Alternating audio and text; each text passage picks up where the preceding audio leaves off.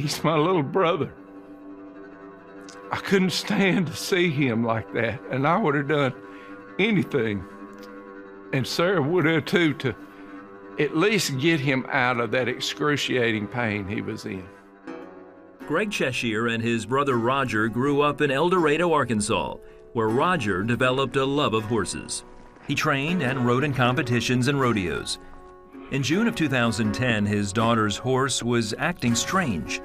Roger hopped on to see why.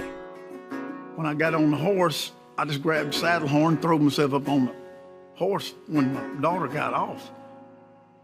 And I did not let the stirrups down. And that one decision like to cost me my life. The horse reared up and then collapsed on top of Roger. His wife, Sarah, remembers the moment. I just remember hearing him holler real loud, and I turned around and he was on the ground. My legs is spread out like this, and this 1,200-pound horse comes down on my right leg. Didn't break my leg, didn't break my back, but it broke me in half. He was hollering, and it was bad. Roger was airlifted to a trauma center in Little Rock, Arkansas, where surgeons bolted his pelvis back together. His pelvis was broke like an open break. They showed an x-ray of where they had him bolted together. I thought, it would have to be an absolute miracle of God. Humanly speaking, I see no way he can ever walk again. Roger was paralyzed. After his surgery, he became septic, and his hope for recovery dwindled. He had been at that hospital so long, thinking he's gonna get better, and then he had the sepsis, and that went backward. He could barely talk, and he said, I ain't got no fight left in me. And I just whispered to him, and I said, I'll be your fight for you, Roger. It's the only time in my life I've heard him borderline realize that he's in bad shape and he can't go anymore. His fight for survival continued as the whole town prayed for Roger.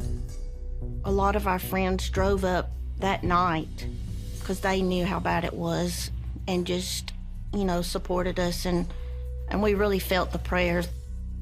Everyone was concerned. He had visitors all the time. He had people, different churches praying. I can't imagine going through what we went through without the Lord. Amazingly, he recovered from sepsis and was eventually released to rehab. His physical therapist, Clint Rhodes, remembers Roger's ambition to walk again. Oh, my goal for Roger was just to get him back doing what he was doing, riding horses, walking, just something we take for granted. We had to get him strong so he can get those things done. Unfortunately, after months of therapy, Roger still couldn't walk. On his last session, he had an idea.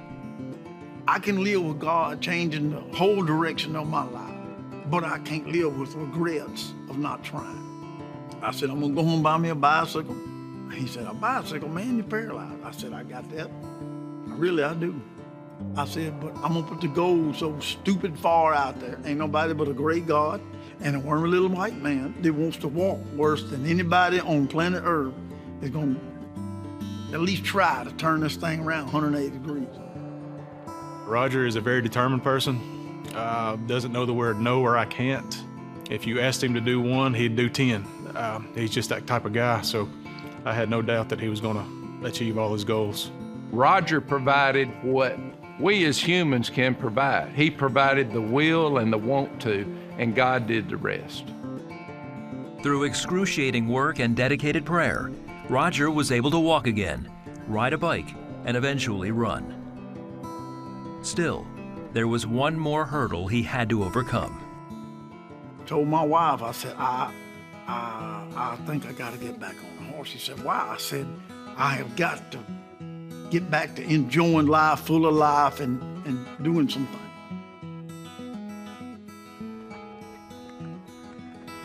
For my mental state, I had to get back, and it was the best thing that ever happened to me. Oh my gosh. Roger rekindled his love for riding horses. His health improved so much that on the 2-year anniversary of the accident, he ran his first 5K. Everyone attributes his healing to a faithful God that answers prayers. Prayer is the biggest factor in all of this because it helps everybody, not only Roger, but he helps the people that are waiting on him, the nurses, the doctors, everybody, and it's all about prayer and allowing God to work in your life. There were hundreds of people praying for my brother. He wouldn't be here today without prayer. I firmly believe that.